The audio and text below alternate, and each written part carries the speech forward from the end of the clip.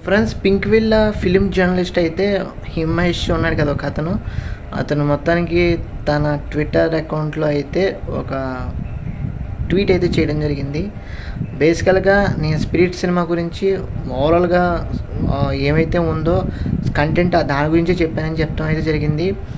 అదేవిధంగా దీపికా పడుకొనే గారు వెళ్ళిపోయిన తర్వాత ఇప్పుడు ఎవరైతే తృప్తి టిమ్మిడి గారు వచ్చారో, సో దాని గురించి నేను ప్రస్తావించడం జరిగింది. ఇది ఏ రేటెడ్ సినిమా అని చెప్పడం జరిగింది అని అయితే ఆయన కరాఖండిగా సింపుల్గా కొన్ని మాటల ద్వారా అయితే ఆయన చెప్పడం జరిగింది. బట్ ఆయన కవరప్ చేసుకుంటున్నారని, కవర్ డ్రైవ్ చేశారని అందరికీ తెలుస్తుంది. బట్ ఇలాంటి ఫిలిం జర్నలిస్ట్ అనే వ్యక్తి డెఫినెట్గా బయాస్డ్గా కాకుండా అన్బయాస్డ్గా కానీ ఆర్టికల్స్ రాస్తే కనుక, ఇన్ఫర్మేషన్ అందిస్తే కనుక బాలీవుడ్ అయినా కానీ ఇటు టాలీవుడ్ అయినా కానీ అందరూ కూడా సరిసమానంగా ముందుకెళ్ళే అవకాశం ఉంటుంది. ఇలాంటి ఈర్ష్య, కుతంత్రం లాంటివి చేస్తే కనుక ఇప్పుడు ఇతన్నే కాదు ఇంకెవరిని కూడా నమ్మడానికి అంత అవకాశం కానీ స్కోప్ కానీ ఫ్యూచర్లో ఉండకపోవచ్చు.